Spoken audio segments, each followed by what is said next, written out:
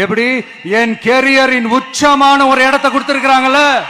இப்படி உச்சா போகாத குறையா மேடைக்கு மேட கரியரின் உச்சம்னு அண்ணா பீத்திட்டு இருக்காரு. அப்படி கடைசி 10 வருஷத்துல அவர் நடிச்ச படங்களையும் அதை எடுத்து தயாரிப்பாளர்களோட நிலைமையும் பார்த்தா ரத்த கண்ணீரா. 2015 புலி ரிலீஸ் ஆச்சு.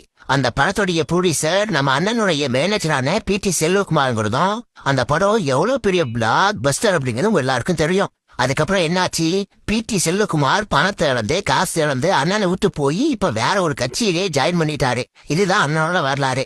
அடுத்தது தெரி கொஞ்சம் தப்பிச்சது, தானவும் தப்பிச்சிட்டாரு.